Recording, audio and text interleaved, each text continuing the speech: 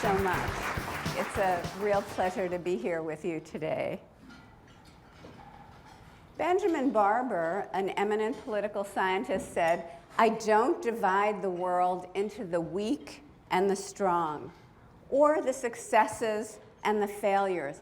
I divide the world into the learners and non-learners."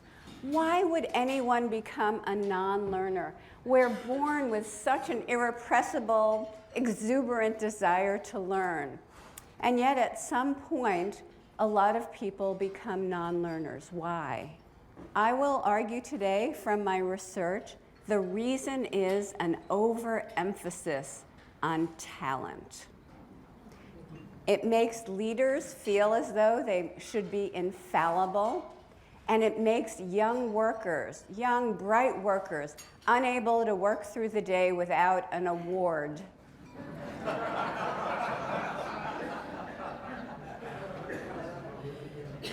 In my work, I've identified two mindsets that people can have about their intelligence or talent. In the fixed mindset, people think intelligence or talent is just a fixed trait. You have a certain amount and that's that. And as you'll see, when people hold a fixed mindset, they are very concerned with how much they actually have and how much people think they have. However, in a growth mindset, people believe that intelligence, talent, these are malleable qualities. They're potentials that can be developed. They don't think everybody's the same. They don't think anybody can be Albert Einstein, but they understand that even Albert Einstein wasn't Albert Einstein until he put in years and years of passionate, dedicated labor. So in the growth mindset, your talent is just a starting point, and it's up to you where you take it. These are questions that I'm frequently asked. I've given a lot of thought to the answers, and the answers are yes, yes, no, no, no.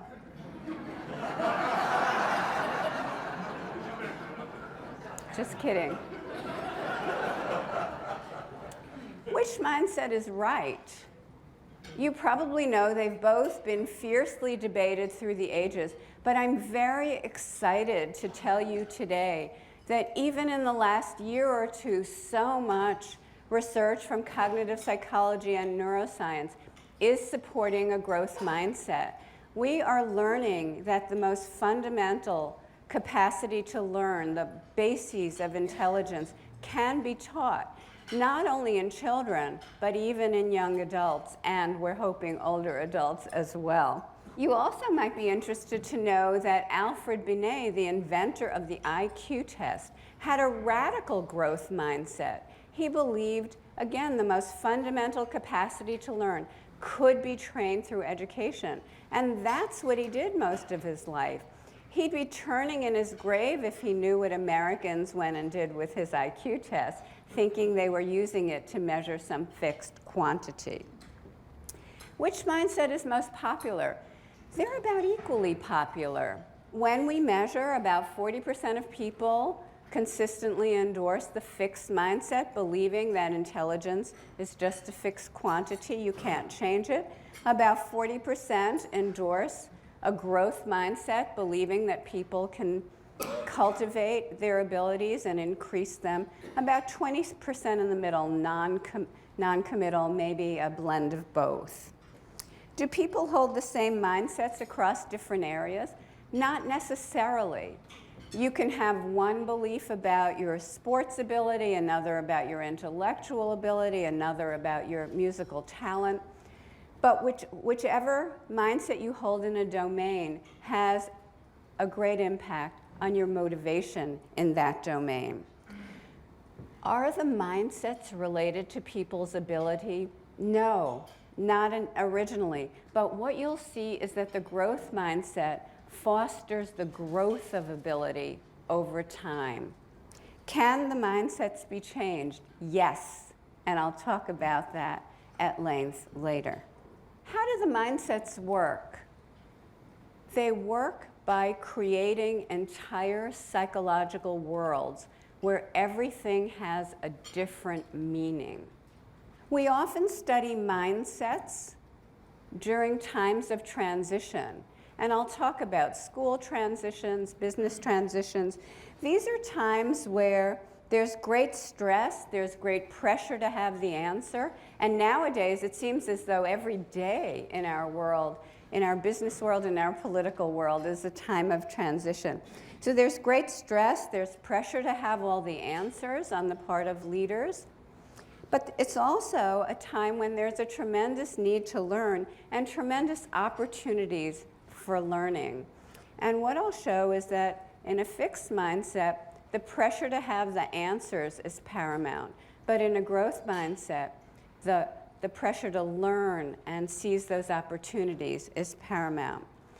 I'm going to begin by telling you about a study where we measured students making a transition to 7th grade, which is one of the first big transitions that kids confront. At the beginning of 7th grade, we measured the students' mindsets. We measured a number of other things about them, and then we monitored their grades over the next 2 years. And the first thing we learned, and this is rule number 1, and we learned it in a variety of areas, in the fixed mindset, the first and foremost rule is look smart or talented at all costs. In a growth mindset, the first and foremost rule is learn, learn, learn. So what we saw with these students when we measured their goals, what do they want to achieve in school, those with the fixed mindset said, the main thing I want when I do my schoolwork is to show how good I am at it. Whereas those in the growth mindset said, it's much more important for me to learn things in my classes than it is to get the best grades. They cared about grades, but they cared even more about learning. We found the same thing in students who were making the transition to the pre-med curriculum at Columbia University. Nobody cares more about grades than pre-med students. They've lived their lives for this moment. Their parents have lived their lives for this moment. And yet, we found that the students with the growth mindset still cared first and foremost about learning. And because of this, they actually earned significantly higher grades than those with a fixed mindset. They studied more deeply, they managed their motivation, they managed their time, and they came out with higher grades, even though they didn't necessarily enter with higher aptitude. Last year, Scott Forstall, the guy who invented the iPhone, or led the team who invented the iPhone, came to see me. It turns out that in a lot of our studies, we present a choice. We give people a choice. Do they want to do a task that they're already really good at, so they'll look smart? Or do they prefer a task where they'll stretch themselves? They may get confused and make mistakes, but they'll learn something new. Well, coincidentally, he offered that same choice in choosing his iPhone team. He called in members of the company one at a time, and he said to them, you are a superstar in your unit right now. You can stay a superstar, or you can join my team. I can't tell you what the project is yet, but it'll be the hardest thing you've ever done in your life. You'll struggle, you'll sweat. You won't be anyone special, you'll just be a member of the team. What do you think? And many of them said, well, no thank you, I'd rather be a superstar where I am. But the others who said, sign me up, that was the team that invented the iPhone I see on almost every table here today. I want to tell you about a study that I think more than almost any other study we've ever done captures the way in which a growth mindset turns you toward learning, and a fixed mindset turns you away from learning. In this study, we brought adults one at a time into a brainwave lab. We outfitted them with a cap full of electrodes that measured from different parts of their brain. We were especially interested in the part of the brain that reflects attention, that you're harnessing your attention to receive information. After they were all outfitted with the electrodes, we seated them in front of a computer and we fed them very difficult questions one at a time. For example, who was the Union general at the Battle of Gettysburg? Meade. The answer is Meade. So they type in their answer. A second and a half later, they find out whether their answer is right or wrong. And a second and a half later, they find out what the correct answer really is. For people who had a fixed mindset, we saw from their brainwaves that they very strongly harnessed their attention to find out whether their answer was right or wrong. So fixed mindset, they harnessed their attention to find out whether their answer was right or wrong. But that was it.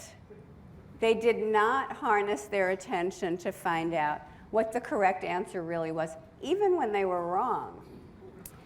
However, those who had a growth mindset entered a very strong state of attention to find out whether they were right or wrong. That's part of learning.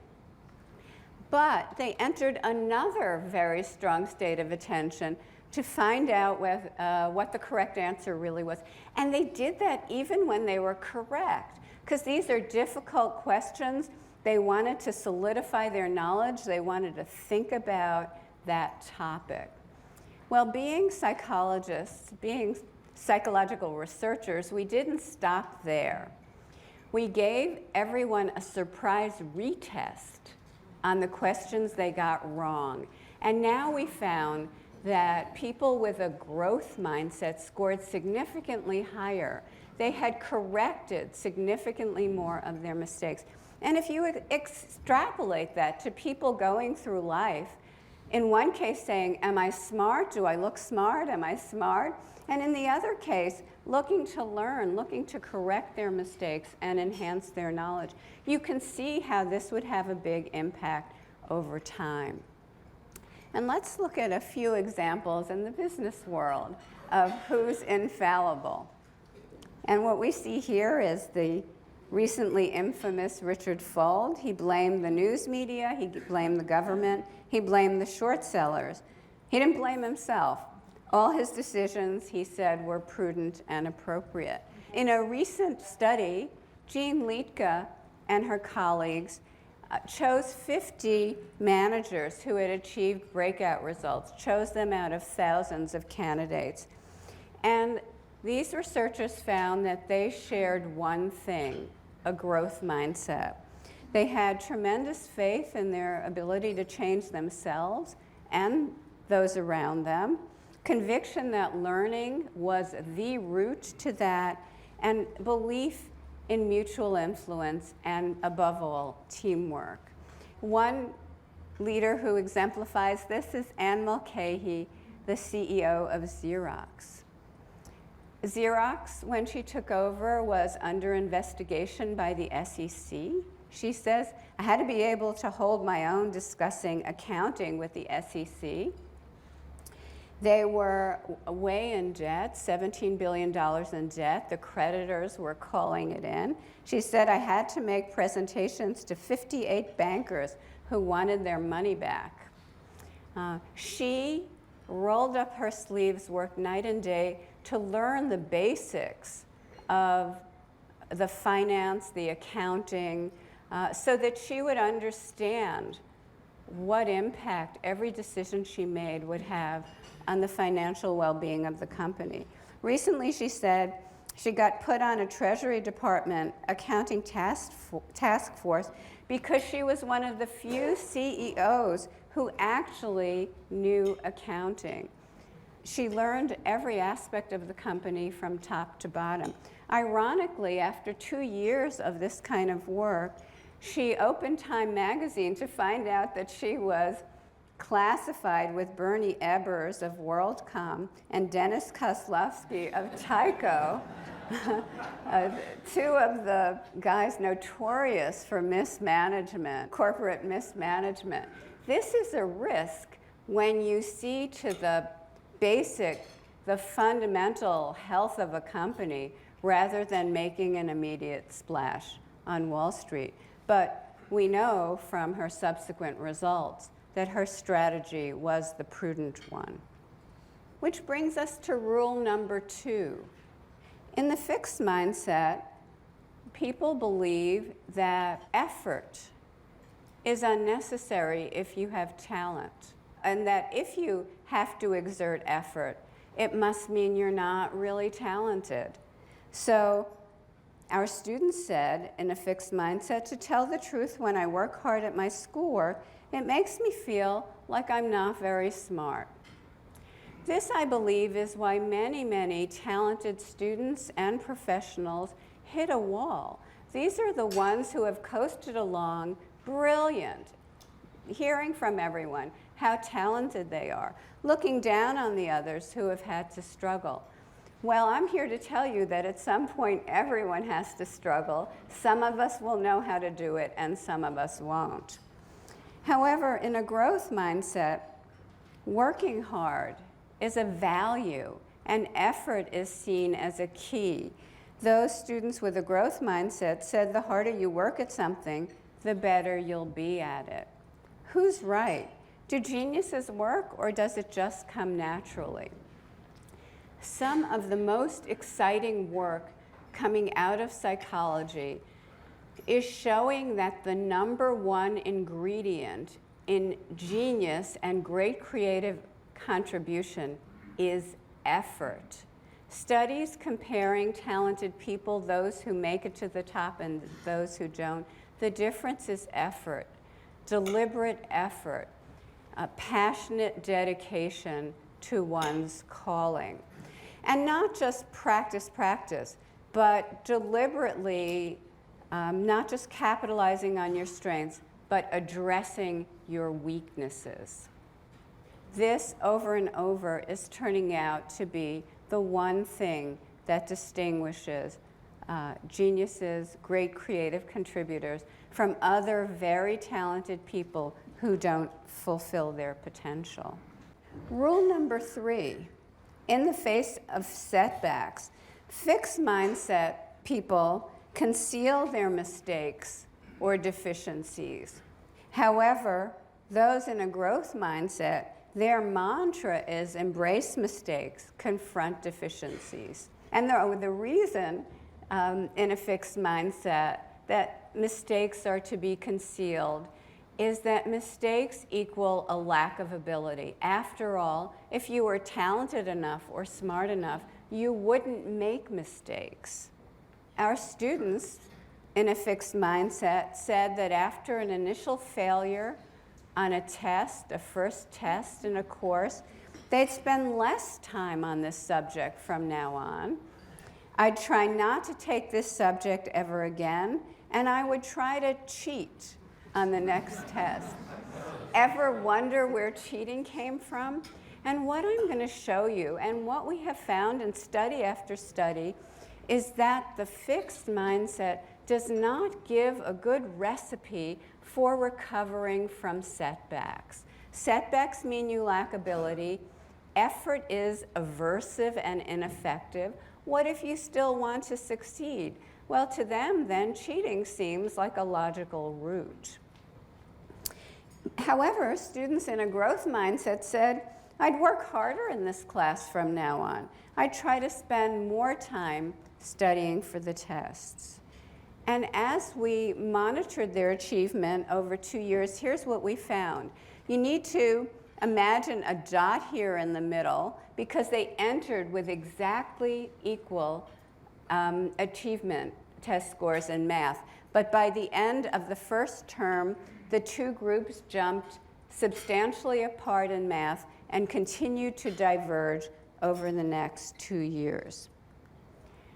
I want to tell you about another study we just completed with Stanford students that shows another ingenious strategy that students in a fixed mindset use after a failure. We brought students one at a time into the lab. We gave them a very, very difficult intelligence test on which they did quite poorly initially. And we said, you know, before we do the next round of problems, we're going to give you a choice here. Do you want to look at the exams of students who have done substantially better than you did? Or do you want to look at the exams of people who have done substantially worse than you have?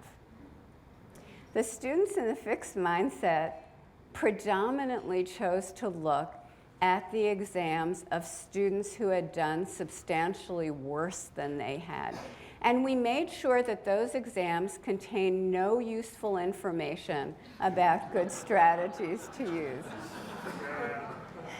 But do you know that after they looked through these exams, they said, you know, I feel really good about my skills now.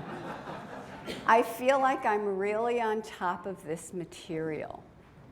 But as I said, they learned nothing new. They just looked at people who were worse than they were, and it shored up their confidence. The students with a growth mindset overwhelmingly chose to look at the exams of students who had outperformed them so they could learn from it. So I don't think we want our leaders or the people we manage to react to setbacks by cheating or running around looking for people who made even bigger mistakes. I think we want them to confront their mistakes, confront their deficiencies, and try to remedy them through learning. And that's what we find over and over. The growth mindset fosters and the fixed mindset hinders. Where do mindsets come from? They come from messages. Messages from parents, teachers, employers, organizations, messages about what is valued in that setting. I'm going to tell you about a study we did with adolescents, but the lesson is clear, I think, at all levels. In this study, we brought students one at a time into the testing room. We gave them a set of problems from a nonverbal IQ test. So the idea is to complete this matrix going down and across with the one form that completes the pattern correctly. After they did a set of 10 problems, we praised them. Some of them were praised for their intelligence. Wow, that's a really good score. You must be smart at this. What does that convey? In our society, we think that that should be a self-esteem booster. But what is the message? When you succeed, you're smart, and that's what I value in you. The other students were praised for something about the process, in this case, their effort. Wow, that's a really good score. You must have tried very hard. In other studies, we've praised strategy, concentration, anything about the process they engaged in. And what that conveys is success comes through process, and I value the process that you engage in to reach success. What we found was actually startling, that one sentence of communicating these values had a whole cascade of effects. We did the study over 5 more times and found the same thing. The first thing we found was, indeed, praising intelligence put students in a fixed mindset compared to praising effort, which put them in more of a growth mindset. Second, when we gave them the Scott Forstall iPhone task, what do you want to do now? Something you're already good at, or something hard you can learn from. The students praised for intelligence chose something they knew they could be good at. They did not want to put their gifted and talented label in jeopardy. But those praised for effort, in some of the studies, 90% of them chose a task where they could stretch themselves and learn something new. We then said, thank you, we'll put that aside for future reference, and we gave them a really hard task.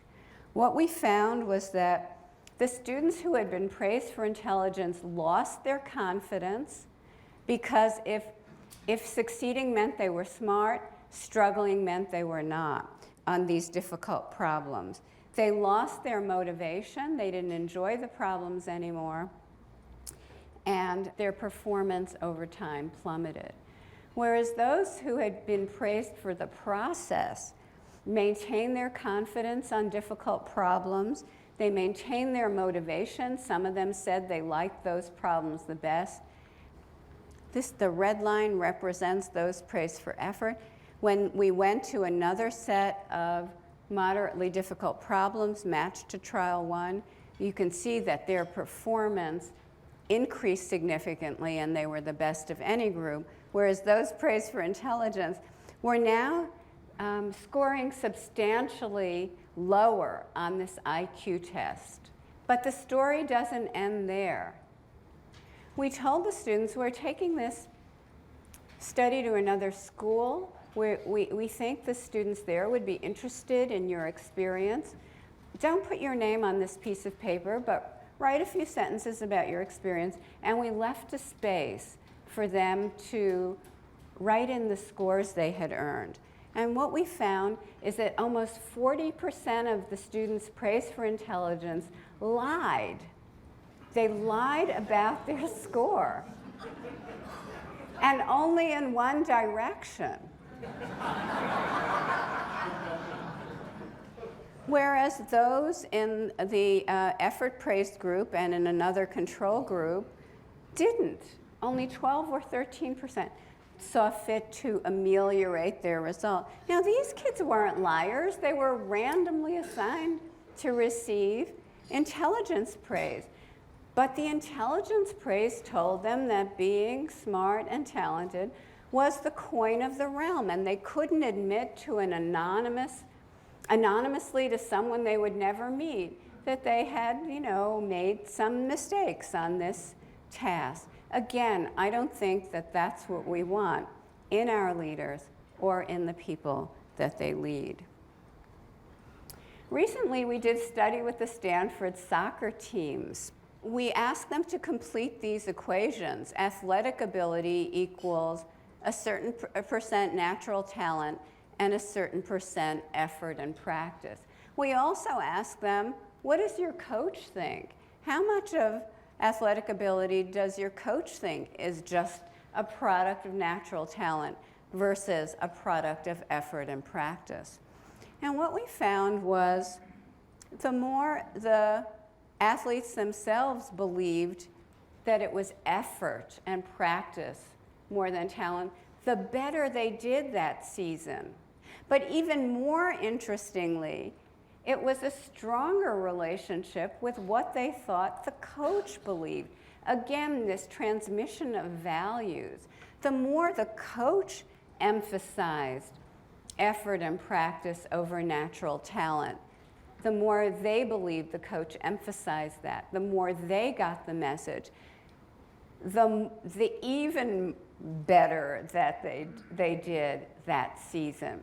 So our environment is telling us what is valued, whether I should walk around being brilliant all the time or whether I should get in there and struggle to learn and improve.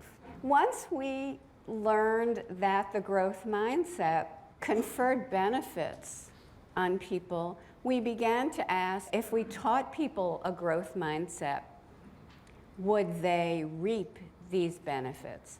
I'm going to tell you briefly about some studies we've done with students, and then I'm going to talk about some new studies of teaching growth mindset in organizations. In our first study, we took students, again, making this difficult transition to 7th grade. They had already been showing declining grades. half of the students got a fantastic workshop full of study skills, but the other half got study skills plus a growth mindset. The growth mindset sessions were kicked off with this article, "You Can Grow Your Intelligence." New research shows the brain can be developed like a muscle. That they learn that every time they stretch themselves and learn something hard and new, their brain formed new connections, and over time, they increased their intellectual prowess. The group that learned the fantastic study skills continued to show the decline in grades, but the group that learned the growth mindset showed a marked rebound in their math grades over that semester. We also asked the teachers, have you noticed any differences in students' motivation? The teachers didn't know which group students were in. They didn't even know there were 2 different workshops, but they singled out 3 times as many students in the growth mindset workshop to say that they were tackling harder problems, doing their homework, coming in for tutoring, and really addressing their deficiencies and a desire to learn. More recently, we've created a computer-based workshop we call Brainology, 5 computer modules plus a teacher's guide. The students learn about the brain. We call it a user's manual for your brain. They visit a virtual brain lab online. They meet the mad scientist. They do experiments on the brain. Here they click on different parts of the brain to see what functions are localized there. Here they click on nerve endings to see how new connections are made. And the interesting thing, when we extensively interviewed students and teachers afterwards, the most interesting thing that they kept pointing out was a change in the culture. Usually an adolescent culture is organized against school and against the teachers. They see the teachers as judging them, measuring and judging. And they're saying, I'm not playing your game. I'm not going to let you measure and tell me whether I'm smart or dumb. But the Growth Mindset Workshop changed the terms of engagement from one of measuring and judging to one of learning. And the teachers reported the peer groups were now organized around learning rather than looking smart or not looking dumb. And just here's one example. The teacher said, in my class, they use the memory terminology every chance they get. I'll have to put that into my long-term memory. Sorry, that stuff is not in my long-term memory. I guess I was only using my working memory. They offer to practice, study, take notes, or pay attention to ensure that connections will be made. Recently, a researcher named Peter Heslin and his colleagues did a beautiful series of studies with business managers. They measured the managers' mindsets. They looked at the difference between the fixed and growth mindset managers. They then taught the fixed mindset managers the growth mindset and saw what happened. What are some ways of measuring mindsets in individuals in an organization or individuals you're thinking of hiring into an organization? First, there are mindset questions like, do you agree or disagree with the following statement? You have a certain amount of intelligence and you can't really do much to change it. That's a fixed mindset statement.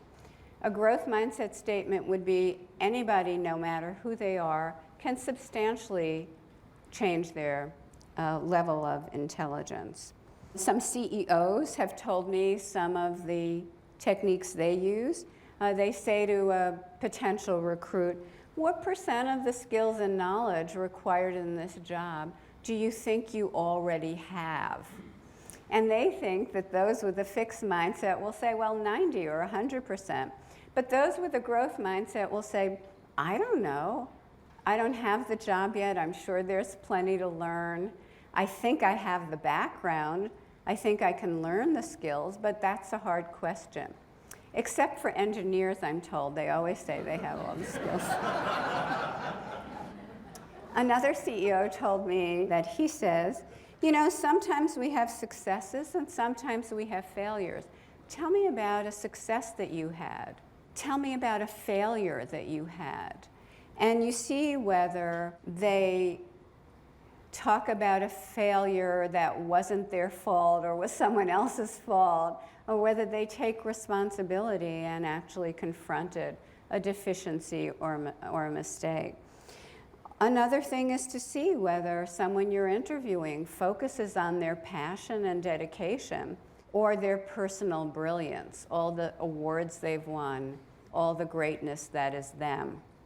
And another thing is when they talk about their successes, is it I talk or we talk?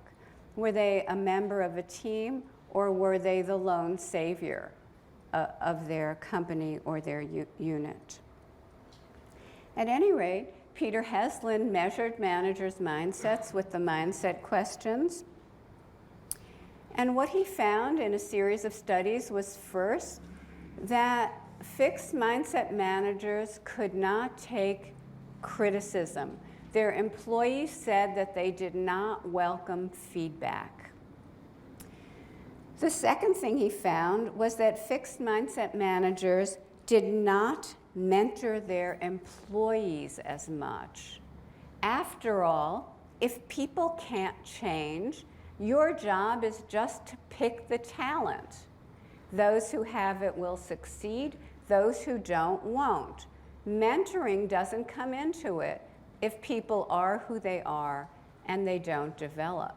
But in a growth mindset, a manager understands that a large part of his or her job is nurturing the skills and abilities that will allow that person to thrive in that setting. Third, the fixed mindset managers didn't notice improvement in employees. They got an original fix on who was talented and who was not, and if by some miracle the non-talented person happened to blossom, they didn't see it. Heslin then put the fixed mindset managers, a subset of them, through a growth mindset workshop. He showed a scientific article and a video on how the brain grows and changes with learning throughout life. The managers did a series of exercises that instilled the growth mindset. And what did he find? After the workshop, he followed them for 6 weeks and found that the managers who had gone through this workshop were more open to critical feedback. Their employees reported that, lo and behold, they could actually give feedback. They showed a greater willingness to mentor and a higher quality of mentoring.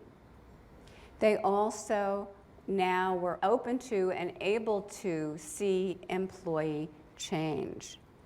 So I want to conclude by saying that a belief in growth allows leaders to embrace learning, to welcome challenges, mistakes, and feedback, which you must in these turbulent times, and to understand the role of effort in creating talent. And at an organizational level, a growth mindset allows leaders and their companies to portray skills as acquirable, to value effort, passion, improvement, and teamwork, not just natural talent. And teamwork really grows out of a growth mindset, we're finding. In a fixed mindset, you've got to be the lone superstar. But in a growth mindset, people work together to mentor each other, to collaborate and create success. And finally, in a growth mindset at the company level, leaders present themselves as mentors and not judges of who is talented and who is not.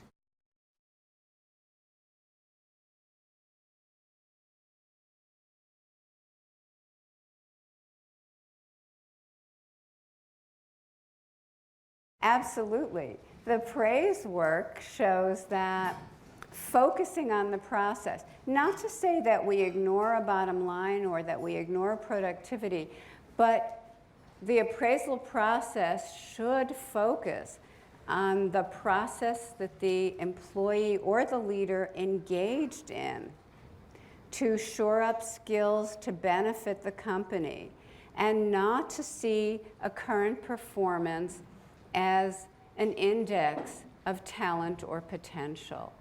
To convey that talent and potential are developed over time, and what is the person doing toward that end. I think that's crucial in the appraisal process and in conveying the values of the company.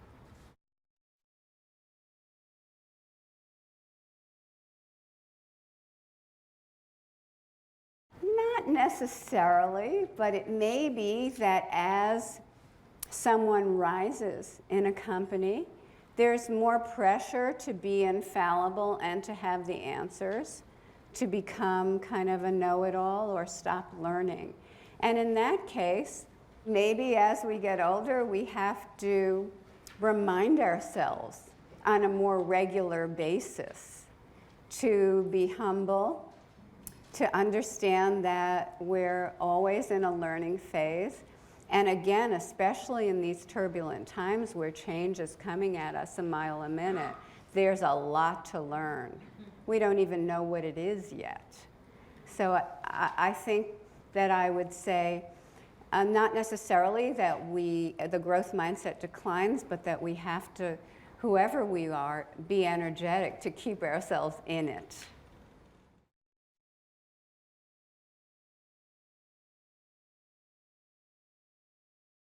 Two things. One is that every time we learn, new connections are made. And they're not static. Actually, the neuroscience research is showing that the brain reorganizes as we learn more and more things in a certain area. Recently, I also read some scientific work, very exciting, showing that even as adults, we generate new neurons in the brain. We always learn that they just died off as we aged. But the good news is that some new ones are made. The interesting part is whether you keep them or not, whether they thrive and are maintained, depends on whether you do hard things with them. So again, more and more research is showing the more you stretch your brain, the more you maintain what you have, you form new connections, and you keep new neurons.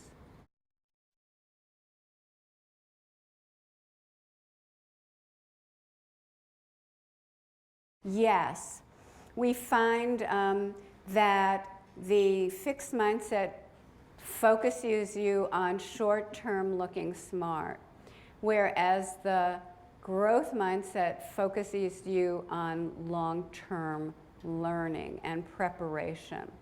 But another interesting thing, in a study we did with Stanford students, we asked them to list all the things they hope to accomplish or that will happen to them at Stanford and after.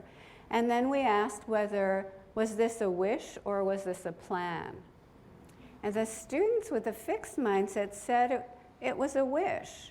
Even working in a lab or graduating with honors, it was more of a passive wish. If I have the talent, this will happen to me. But the growth mindset students said it's a plan that they were going to work toward and make happen.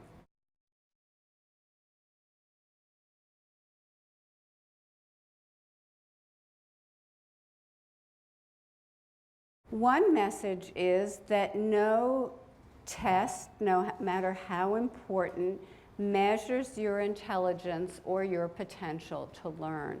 So many students think that these tests can do that, but they cannot. Potential to learn is something that expresses itself over time with practice, passion, and instruction. A test at one moment in time cannot measure that potential. It can only measure what you can do now on that test. Every single student should know that. Moreover, even in the era of high-stakes testing, educators can put a premium on learning and not on talent or looking smart.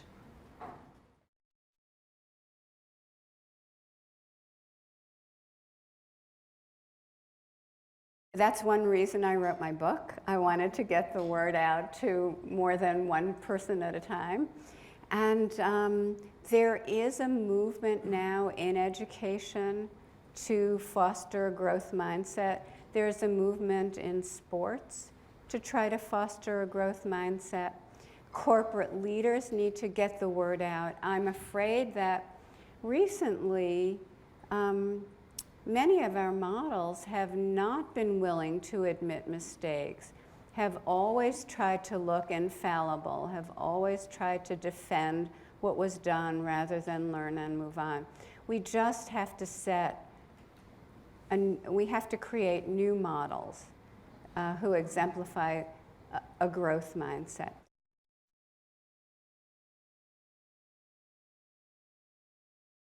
I have a whole talk on gender, but I'll sum it up in a couple of sentences. It's not so much that one gender has more of a fixed or growth mindset, but it turns out that it's more important for females to have a growth mindset. Number one, often females are less confident than males. A fixed mindset versus low confidence is a bad combination. It's fixed and I don't have it is a bad combination. Second, we've done a lot of research now showing that females in a growth mindset are not as susceptible to negative stereotypes. When an environment says it's fixed and your group doesn't have it, females with a growth mindset don't buy it. And they persist and they can thrive. Females with a fixed mindset are more vulnerable to that negative message. What the research is finding is that females and minorities thrive more with a growth mindset. It's especially important for them.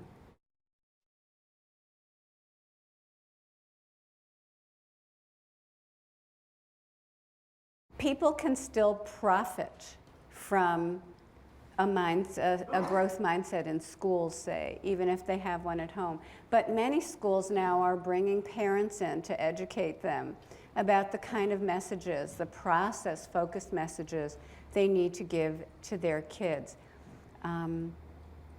However, to get back to the original point I was making, a strong growth mindset message in an educational or an organizational environment is still very, very valuable, even if you're not getting it across the board.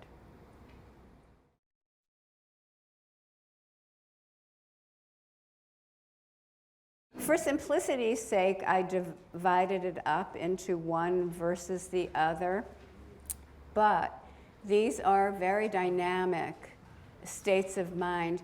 And we all understand both. We all know both. So there are situations that might bring us into a fixed mindset. The important thing is awareness of that we're in it and what it means, how it's creating our psychological world, and then awareness of how to move back toward a growth mindset in that situation to be able to cope with it effectively. Okay, thank you so much.